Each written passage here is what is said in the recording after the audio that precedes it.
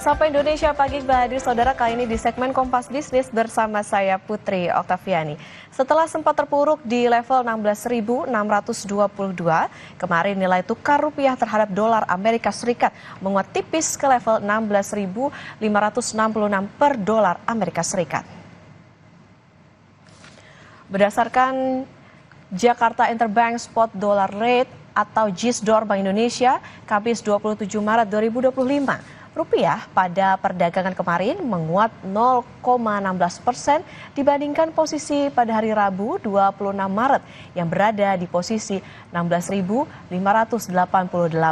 Sebelumnya saudara, pada Selasa 25 Maret 2025, rupiah terpuruk ke level terendahnya sepanjang tahun 2025 dengan koreksi sebesar 2,79% dibandingkan akhir 2024. Tren pelemahan rupiah terjadi tidak hanya karena ketidakpastian ekonomi global seperti perang dagang Presiden Amerika Serikat Donald Trump, tapi juga karena sentimen domestik seperti arah kebijakan fiskal pemerintahan Presiden Prabowo.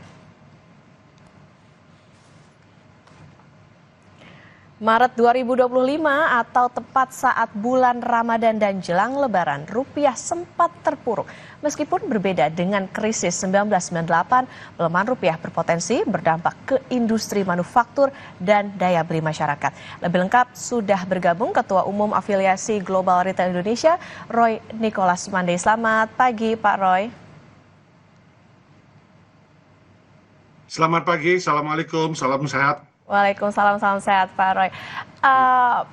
Pak Roy, industri manufaktur dalam negeri ini kan masih bergantung pada bahan baku impor. Nah, bagaimana dampak yang dirasakan pelaku industri manufaktur saat kita tahu beberapa waktu lalu rupiah sempat tertekan? Ya, kita ketahui bahwa pada bulan Januari-Februari ini impor barang konsumsi itu terjadi penurunan ya, hampir sekitar 10,6% ya dibanding dengan masa tahun sebelumnya, karena kita ketahui bahwa ada beberapa penyebab. Yang pertama, ketika pada akhir tahun yang lalu 2024 para manufaktur ataupun juga produsen memperkirakan akan adanya kenaikan pajak ya, sehingga mereka sudah juga melakukan pembelian yang signifikan, dan ternyata memang kita ketahui memasuki kuartal pertama di tahun 2025 terjadi pelemahan ya, terjadi pelemahan untuk konsumsi, dan itu langsung terlihat raport merahnya ketika diinformasikan oleh BPS memang terjadi penurunan dalam impor barang konsumsi. Dan seperti kita ketahui bahwa Indonesia memang masih sangat tergantung beberapa bahan baku dan penolong yang harus diimpor ya. Paling tidak ada beberapa, misalnya kita bicara pangan saja ya. Memang kita rencanakan, pemerintah rencanakan 2026 mungkin tidak ada impor pangan lagi, tapi di dalam paruh Januari Februari kita sudah mengimpor beras ya. Tidak mencukupi untuk dalam negeri kita. Jadi itu yang pertama. Kemudian juga kita impor misalnya kedelai ya. Memang untuk kedelai sedikit ada kenaikan karena ada program makan bergizi gratis ya. Itu kita ada kenaikan tidak signifikan, tetapi itu harus kita impor. Kemudian yang ketiga yang harus kita impor adalah bahan baku untuk tekstil atau garment ya. Kapas misalnya, serat benang kapas itu ya kita harus impor karena memang produksi kita sangat rendah sekali. Nah, jadi melihat fenomena-fenomena di mana penurunan impor barang konsumsi yang cukup besar rate-nya, nilainya sampai dengan double digit, sehingga ini juga sudah bisa pastikan memang ada pelemahan atau pelambatan dalam hal konsumsi dari masyarakat. Dan ini terlihat juga dari berbagai survei. Kita ketahui bahwa kondisi sekarang ini kita melihat ya ada deflasi ya. Nah, ini juga mengkonfirmasi terhadap deflasi dalam 2 bulan berturut-turut, terakhir bulan lalu 0,78%. Nah, ini sesuatu hal yang menjadi alert bagi pemerintah, karena kami pelaku usaha tentunya sangat tergantung dengan situasi atau kondisi market. Ketika market tidak bisa menyerap atau tidak ada, apalagi kita bicara di dalam sektor hilir, ya ada penurunan basket size, maka pasti akan berdampak juga kepada rantai pasok dan ujungnya adalah di produsen. Walaupun secara garis besar PMI kita masih di atas rata-rata, di atas angka 100, tetapi di sektor-sektor yang sudah terpuruk sudah jelas kelihatan ya, adanya PHK terhadap beberapa sektor, TPT misalnya, itu sudah jelas di depan kita dan sudah terjadi. Nah, inilah yang memang perlu menjadi alert dari pemerintah untuk mengantisipasi ini. Oke, Pak, artinya itu kan soal bagaimana kondisi di bagian produksi begitu. Nah, kemudian untuk beban biaya produksinya artinya penegasan Pak berarti bertambah atau seperti apa? Kemudian apakah ini artinya berdampak ke harga barang di tangan konsumen kah? Bagaimana dengan tingkat penjualan industri retail di saat bersamaan? Ya, jadi ini sangat inline semuanya ya. Ini kan satu mata rantai ya, yang terjadi pada sektor hulu misalnya juga akan terjadi di sektor hilir atau sebaliknya ya, vice versa lah istilahnya. Nah, jadi kondisi seperti misalnya juga ditambah dengan pelemahan daripada currency kita. Nah, ini tentunya akan juga melambatkan untuk import bahan baku dan penolong karena kita harus bayar pakai currency asing ya. Kita harus membayar pakai dolar. Nah, konsekuensinya kalaupun kita membayar dolar lebih, berarti kita harus membayar lebih dan nanti akan diperhitungkan dengan proses produksi dan berujung kepada sektor hilir pasti akan naik harganya. Nah, sementara ketika naik harganya, tentu daya beli yang sedang melambat, sedang menurun, itu juga akan terkena gerusnya. Nah, ini jadi yang disebut sebagai multiplier effect. Dan ini nggak ada jalan lain memang intervensi daripada masyarakat terhadap kondisi ini, baik dari dua kebijakan populis yang selalu menjadi weaponnya dari sektor keuangan kita, moneter dan fiskal, ini memang betul-betul dipertaruhkan ya untuk bisa mengantisipasi situasi dan kondisi ini. Misalnya ya, untuk kita bicara moneter, ini memang harus ada penurunan suku bunga ya. Ya, karena kalau tidak demikian ya ini kan akan berdampak kepada kondisi yang sudah di depan mata kita, deflasi. Kemudian fiskal kita juga perlu diantisipasi sektor-sektor mana yang sangat tergerus sehingga akan mengakibatkan misalnya pemutusan hubungan kerja. Perlu ada diskresi, perlu ada juga kalau kita istilah pada COVID dulu itu ada bantuan PEN, pemulihan ekonomi nasional. Nah, ini sudah mesti digagas sekarang ini ya, jangan sampai kita semuanya tentu tidak mengharapkan resesi terjadi di Indonesia ketika 2 kali berturut-turut penurunan pertumbuhan ekonomi seperti negara-negara lain. Nah, ini harus segera ditindaklanjuti. Oke, ada multiplier effect dan ini yang jadi catatan adalah yang babak belur nggak cuma dari pengusaha aja tapi juga masyarakat karena daya belinya tadi sedang melemah di saat yang sama juga membeli dengan barang harganya jadi lebih tinggi karena tadi biaya produksinya naik. Nah, Pak Roy, gimana hitungan Anda soal dampak pelemahan rupiah ke industri retail saat bulan Ramadan atau jelang Lebaran tahun ini? Sebab jumlah pemudik saja diproyeksi turun, Pak. Betul. Jadi kita sudah dengar bahwa memang ada angka yang disebutkan oleh kementerian terkait, itu 24% penurunan ya. Nah, ini juga sebenarnya yang perlu dikaji ulang apakah yang disebut dengan misalnya ya, kita bicara dengan diskon-diskon yang terjadi saat ini, misalnya diskon tol, kemudian diskon airlines, dan lain sebagainya. Siapa pemakai penikmatnya dari diskon-diskon itu?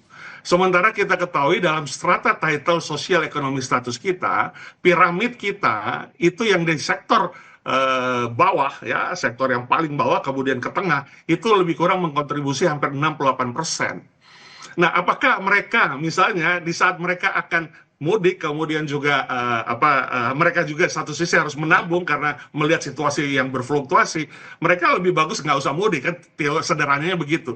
Dan ketika mereka nggak mudik, mereka juga pasti akan menahan belanja. Ya, karena mereka akan mengkontribusi dan itu sudah disurvei oleh beberapa lembaga bahwa ada sekitar 56-57% dari THR itu akan di-saving. Keputusan daripada responden ketika disurvei. Nah, ini semua berdampak juga ke retail akhirnya. Nah, ketika ada restraint mode dalam pembelanjaan, dan ini sudah terlihat beberapa informasi yang kami dapatkan bahwa basket size dari pembelanjaan masyarakat itu memang turun dari tahun lalu. Padahal kita sudah banyak serbuan, dalam arti serbuan diskon, ya. Ada Jumat Barokah, ada juga program promosi yang dikerjasamakan dengan manufaktur produsen. Tapi masalah daya beli itu bukan masalah karena ada diskon. Ya, masalah daya beli itu adalah karena memang mereka mampu beli tanpa diskon, ya. Dan diskon ini kan memperparah margin daripada retail.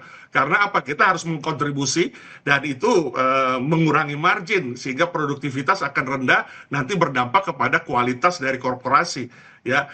Nah, ini untuk ekspansi dan lain sebagainya. Nah, ini tentunya tidak mudah untuk menyelesaikannya, tetapi kembali lagi perbaikan daya beli daripada masyarakat yang terkena PHK, yang mid levelnya turun, itu juga menjadi harapan kami pelaku usaha untuk segera diperbaiki. Ya, kewirausahaan harus segera dikembangkan, ya harus segera dilakukan. Bukan hanya angka-angka yang disebutkan bahwa PHK sekian, kemudian ini ada yang belum bayar THR. Itu semua adalah hanya tatanan-tatanan makeup aja di atas. Tapi dasar substansinya adalah kewirausahaan harus ditingkatkan sehingga daya beli itu bisa meningkat. Ya, ini faktor daya beli ini sangat menentukan juga untuk GDP kita, PDB kita, karena kita tahu bahwa Indonesia masih 52% dikontribusi oleh konsumsi rumah tangga. Nah, bagaimana kita mau berharap di 2-3 tahun atau akhir tahun 2029 kita sampai 8%? Agak riskan ketika lihat situasi sekarang, apakah kita masih bisa tahun ini di angka sekitar 5%? Karena memang konsumsinya turun, kontribusi terbesar dari PDB kita. Nah, ini perlu dilihat secara holistik dan jangan lupa selalu harus ada contingency plan dan mengajak pelaku usaha untuk terlibat. Oke, ini jadi catatan bahwa tadi justru di retail ngasih diskon banyak nih Pak, tapi ya ini juga nggak bisa ngerek nih daya beli dari masyarakat, kemudian juga ini tentunya berdampak kepada industri retail. Nah Pak, kalau misalnya semua mata rantai terganggu, tadi dikatakan tidak hanya produsen tapi juga konsumen, berapa persen sebetulnya kemungkinan PHK di sektor retail terjadi karena adanya kondisi seperti ini? Ya, ini sesuatu hal yang sudah pasti menjadi rangkaian daripada sebab dan akibat. Ya. Kita pelaku usaha selalu memikirkan yang namanya menjaga aset, salah satu aset selain modal dan persediaan, inventory dan sebagainya adalah human resources. Karena kalau kita harus merekrut lagi, kita harus training, harus juga kurasi lagi, curated lagi, seleksi lagi, tenaga kerja dan sebagainya. Itu paling akhir selalu kita lakukan. Tetapi ketika kita sudah ada penurunan, kita bleeding dalam hal produktivitas, nggak ada jalan lain. Nah, ini yang efek berantai ini, multiplier effect ini, tentunya yang selalu kita hindarkan. Nah, ini yang paling awal adalah kita mungkin kita nggak akan langsung PHK, tetapi kita mengurangi ekspansi misalnya. Ya, kita bicara kalau industri sektor retail itu ekspansi adalah satu kata yang menjadi harapan dari semua retail karena disitulah akan ada pertumbuhan. Tapi kalau ada restraint atau penahanan dalam ekspansi, maka ya itu yang membuat akhirnya productivity turun dan jalan terakhir adalah pemutusan hubungan kerja atau pengurangan, ya lebih dulu biasanya dengan pengurangan jam kerja, pemotongan gaji dan lain sebagainya, kemudian baru nanti ke PHK. Nah, ini yang kita nggak ingin terulang lagi dengan masa pandemik yang pada saat lalu membuat signifikan dalam hal ini. Oke, baik. Situasinya daya belinya sedang melemah di saat juga rupiahnya juga sedang melemah, nilai tukarnya ini tentu menjadi multiplier effect juga yang harus diperhatikan oleh pemerintah untuk bisa menyelamatkan juga industri juga nih ya Pak ya, karena memang ini ada dampak yang besar, terutama tadi salah satu yang diharapkan adalah misalnya penurunan suku bunga, ini tentu bisa jadi catatan untuk pemerintah. Terima kasih Ketua Umum Afiliasi Global Retail Indonesia Pak Roy Nicholas Mandi sudah bersama di Kompas Bisnis. Sehat selalu Pak Roy. Ya, salam semangat, sehat.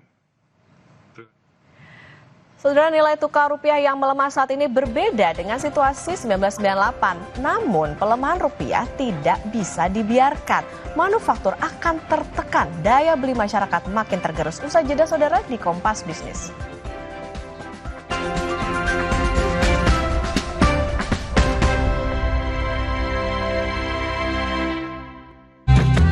Saatnya jadikan tahun ini Ramadan yang epik dengan promo dan produk menarik. Asik. Telkomsel Siaga, jadikan Ramadan terbaikmu. Selama 1 jam ke depan, Berita Utama akan menyajikan sejumlah informasi menarik. Di tengah gempuran berbagai arus informasi, pastikan Anda bersama arus utama untuk referensi yang tepat dalam mengambil langkah. Ikuti Berita Utama setiap hari pada jam-jam berikut, live di Kompas TV. Yang didukung oleh telinga gatal, telinga kotor, Jangan dikorek. Teteskan Vital Ear Oil sebagai obat tetes antiseptik rongga telinga Anda. Vital Ear Oil diproduksi oleh Medicon. Indahnya silaturahmi bikin haru. Aqua dulu. Datang dari gunung-gunung terpilih, kaya akan mineral yang seimbang. Aqua, tetap segar di hari raya. Aqua, 100% murni. Halo saudara, selamat siang. Apa kabar Anda hari ini? Semoga selalu sehat dan tetap semangat. Manfaatkan siang Anda dengan memperluas khazanah informasi terkini, aktual, dan terpercaya dari segala lini. Dalam negeri hingga mancanegara. Ikuti Kompas Siang. Setiap hari pukul 11 siang. Live di Kompas TV. Didukung oleh Saatnya jadikan tahun ini Ramadan yang epik dengan promo dan produk menarik. Asik. Telkomsel Siaga, jadikan Ramadan terbaikmu.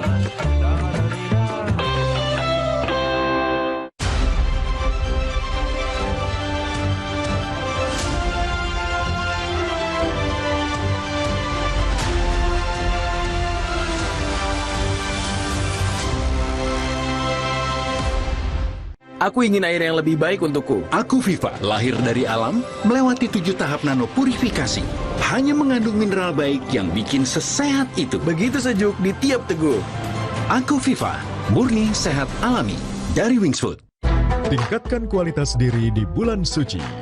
Kita sering mendengar kata takwa, dan di dalam Al-Quran ada sekitar 115 ayat yang berbicara tentang takwa. Maka setiap hamba Allah yang beriman wajib dalam kehidupannya untuk merintis jalan takwa kepada Allah Subhanahu wa Ta'ala. Mutiara Ramadan, 3 makna takwa. Jumat 28 Maret menjelang azan maghrib bersama teman Ramadan Kompas TV. Halo saudara, selamat siang. Apa kabar Anda hari ini? Semoga selalu sehat dan tetap semangat. Manfaatkan siang Anda dengan memperluas khazanah informasi terkini, aktual, dan terpercaya dari segala lini. Dalam negeri hingga mancanegara. Ikuti Kompas Siang setiap hari pukul 11 siang live di Kompas TV. Didukung oleh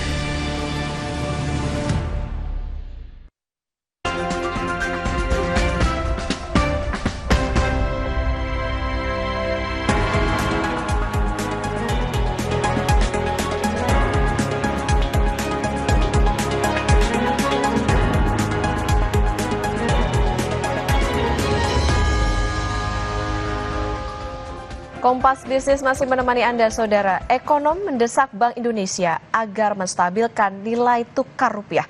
Pelemahan kurs yang terjadi bisa menekan sektor manufaktur, bahkan memukul daya beli. Meski situasi ekonomi Indonesia jauh lebih baik dari kondisi tahun 1998, kurs rupiah yang kedodoran di atas 16.500-an harus segera distabilkan oleh Bank Indonesia. Jika tidak, sektor manufaktur, terutama yang bergantung pada bahan impor, bisa tertekan, yang pada akhirnya memukul daya beli. Pakai kurs tengah Bank Indonesia atau JISDOR, kurs rupiah menguat tipis di hari terakhir operasional perbankan sebelum Lebaran 2025. 26 Maret, rupiah berada di titik terlemah, yaitu 16.600-an. Tetapi di 27 Maret, menguat tipis di 16.500-an. Tetapi, harga jual dolar di perbankan nasional sudah lebih tinggi. Bank Mandiri 16.700, BCA 16.610, dan BNI lebih tinggi 16.725. Berbagai aspek di ekonomi Indonesia sangat bergantung pada rupiah, mulai dari pasar modal sampai sektor real. Berpengaruh. Di mana BI bisa menjadi penting di pasar modal kita?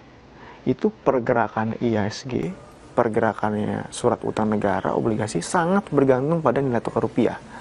Jadi kalau misalnya saya jadi gubernur BI, saya akan fokus pada mandatnya. Saya menjadi Faperi misalnya gitu kan ya. Udah, saya stabilkan aja lah nilai tukar rupiah. Bu Sri Mulyani ini yang urusan nendang bola ini adalah kaki kanan nih Kementerian Keuangan. Saya yang menopang aja, mensupport aja gitu loh.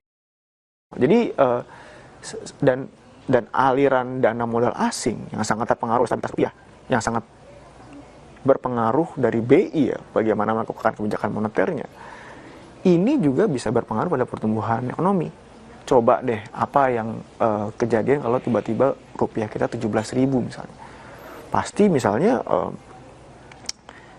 perusahaan semen impornya itu pasti akan meningkat. Mereka melakukan layoff, gitu kan.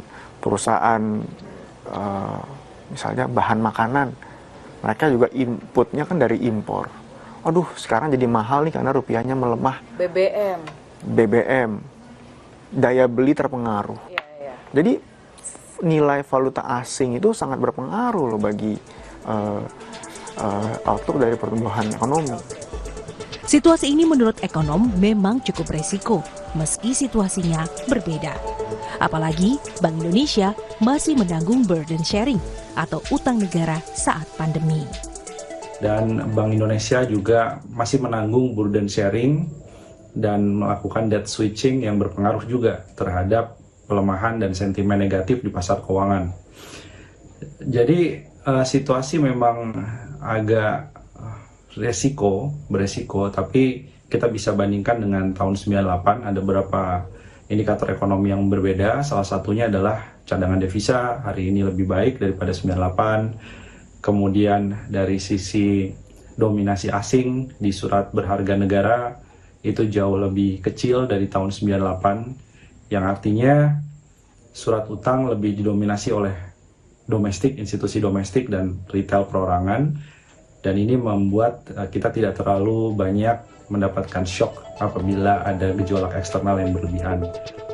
Pelemahan rupiah akan menguntungkan pengusaha yang berorientasi ekspor seperti kelapa sawit. Tetapi pelemahan rupiah akan banyak merugikan masyarakat jika nantinya harga pangan dan harga BBM berisiko naik. Diah Megasari Anjaya, Tim Liputan Kompas TV, Jakarta. Sistem satu arah diberlakukan mulai gerbang tol Cikatama Jumat pagi ini. Informasinya kami hadirkan saudara, usai jeda tetaplah di Sapa Indonesia.